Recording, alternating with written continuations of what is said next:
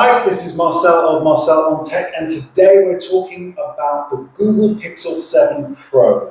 This device has really surprised me. I actually didn't expect to like it as much as I do, but I also have a few problems with it. But I've really struggled to create a video, but I think I've done it because I've nailed what exactly my issue was. Either way, let's get into it and talk about what this awesome device can do. See you in a sec. So let's get into it and take a look at the Google Pixel 7 Pro. This device has really impressed me, if I'm honest. It has been way better than expected. I love the look of it, and I'm going to break down exactly what it is about it that I like so much. So let's have a little look at the design first of all. So this is the signature camera notch that you can see across the top here, and it really is a very standout feature of this device. You know, when people look at this, they're going to recognize it immediately as something that is basically not a standard design. And if you know, you know. If you know it's a Pixel from the Pixel family, then this solid silver bar, which I think they've really refined nicely as it bleeds into the side of the phone here, really is very well designed, as well as the antenna lines that seem to seamlessly match in. There are lots of antenna bands, which basically means that connectivity has never been a problem. Really, really good as we work around it. That's the SIM card tray.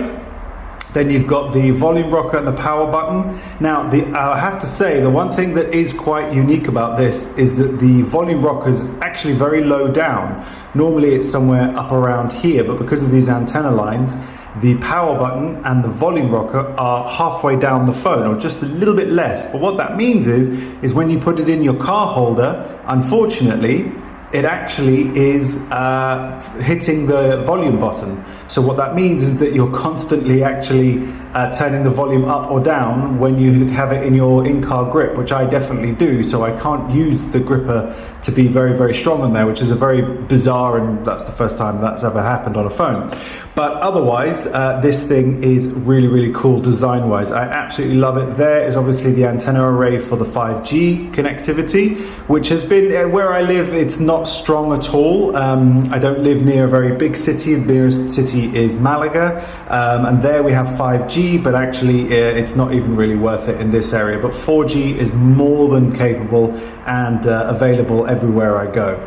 So obviously, looking at the device itself, we've now got obviously a fantastic panel here, which is really a redeeming feature. Now check out the screens, the wallpapers that are part of the Android 13 software. Now I don't know if that's coming off on camera, but it looks so cool. It's almost three-dimensional in terms of that flower and how it looks. And these are easily changeable. They are available on all Pixel devices, and they're actually called Live Bloom, and there's lots of variations of them here, but these are seriously cool wallpapers, and they've got lots and lots of different ones here, from curated pictures. I love these living universe ones as well. They are brilliant because they have very slight movement in them, but they're very, very attractive. It's ultra high resolution stuff, and of course, because it's Android 13, you've got the matching theming as well across the board. So for example, all of the features here of the quick notification toggles match the coloring, obviously, that's in there, as well as the clock as well, the analog clock that it's famous for. So we'll talk a little bit more about software in a minute, but what I do want to talk about, obviously, is the quality of the camera. So this system really has been one of the best camera systems I've used on any Android phone. I've been able to play with all the different settings.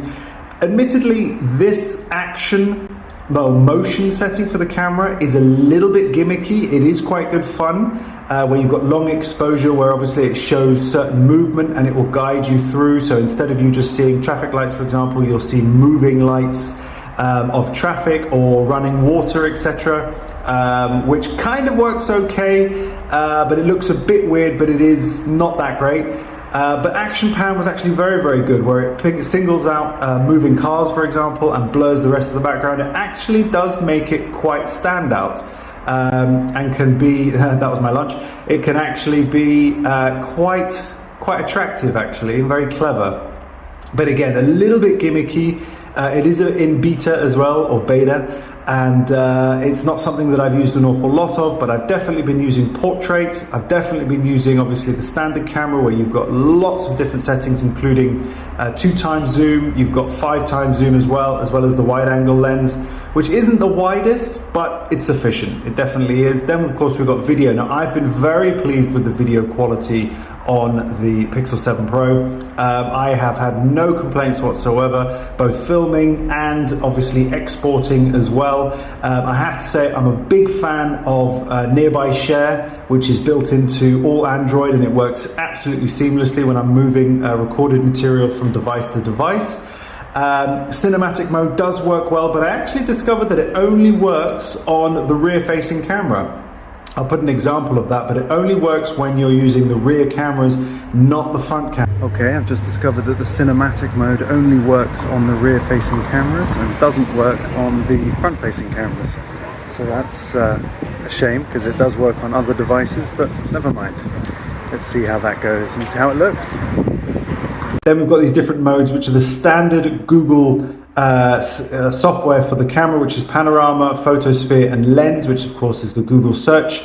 I've used these before, there's nothing new there, but they are very, very useful if you want to really capture something immense. And of course, having these quick toggle menus here is very, very handy. As you go into each setting, it opens up a quick new setting that you can see there. And obviously we've got 4K recording if we want it, ultra high resolution, or 1080p if you want to save a little bit more memory, because unfortunately this device does only come with a standard 128 gigabytes, which is a little bit of a shame. It's one of the only downsides to this device, which is that the storage capability is a little bit limited, because it is so good at recording video and at taking photos and all the stuff you're going to want to do. It's going to get full very, very quick. However, you do of course have the Google Photos where you can back your items up. However, obviously there are certain limitations, which do obviously mean that you'll have to compress some images and so on, because they have changed it in that you can no longer upload an unlimited amount of photos. But you'll definitely get plenty in there anyway. But the 128 memory is a little bit of a download, just because it's so good at recording photos and so on, that, you know, and taking videos, that you're definitely going to want to try and get as much content in very high quality if you can. Now, talking about security. The security I am really impressed with. The under-screen fingerprint reader is really good. It's very fast, very responsive, much better than the Pixel 6 Pro. And I've had zero problem with it. I also really like that the picture is actually very small. The picture you see there is very, very tiny, but it's all you need to know as to where to put your finger. So it's not really distracting. Now, the face unlock as well is really good. I'm just gonna use my face there. As you can see, it's already unlocked, symbolized there. I'll do it again. And not recognized, but let's try it again. There we go. And it's unlocked. So it puts a little circle around the face unlock there, you can see, and it works really, really well. So you've got a choice of the fingerprint or face unlock as well. There's a little bit of haptic feedback when it doesn't work, which is absolutely brilliant. Now, these quick toggles are really handy. These are for the wallet, so you can get to your cards quickly. And this one is obviously for your home settings if you have your smart devices set up with your home, which is very, very cool, and they work brilliantly. Now, in terms of software, of course, we are looking at Android 13, which is the latest iteration. So there are differences in the way these are laid out. There are differences in the way that the widgets are set up and so on. And they really are very, very cool. Lots of options. Obviously, you've got these drop-down menus here in order to give you the options for the widgets. But aside from that, animations are good. It's very, very fluid. I haven't had a single hiccup with this device. And it runs very, very smoothly. Of course, I'm running on the latest security updates, which you will get obviously first and foremost before everybody else. And then you'll also get all the latest software updates as well. So along with security, you'll also get software updates as well. So I'm up to date as it is. So that's obviously going to make sense. but it is a very, very fluid system with lots of toggles, in particular security settings for privacy, which I really, really like. It asks for permissions, and you can control what you want to be listening to, even from the quick toggles here. So if we go over here, I can actually switch off certain things such as the microphones or access to the camera, location, all of these things. At the moment they're all toggled on because I'm using them, but if I wanted to deactivate them, I could do that at any point whenever I want to. Now these are not in my active tiles, so I'd have to pick them up and drag them about if I wanted to. Okay, it's very, very easy to do that. All right, I'm not going to go into full detail about Android 13 because that would be a whole nother video and it would be absolutely massive, but this update really has been really impressive and worked really, really well. As you can see there, the periscope lens has been very effective. I'm going to put up a video about showing that, or will have shown you already, but it is really, really good. So in conclusion, this device I think is probably the best Android device you can get at the moment as vanilla Android. I would argue that Samsung has features on it that are competitive, and this is the Android Note 10, which I absolutely love. It is my favorite phone of all time at the moment. But that's because of some of the software features in Samsung themselves. But for an Android phone and for what this can do, and more importantly for the price point, where I bought this secondhand from Amazon and it was cheaper.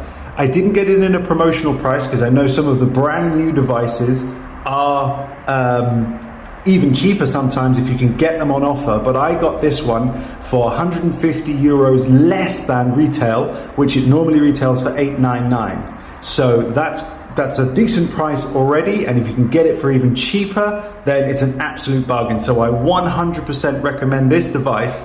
If you are looking for an Android device of any kind, you want a fantastic screen that is really high resolution, 120 Hertz refresh rate, and it basically will do everything you want it to do in terms of gaming, in terms of reading, in terms of audio.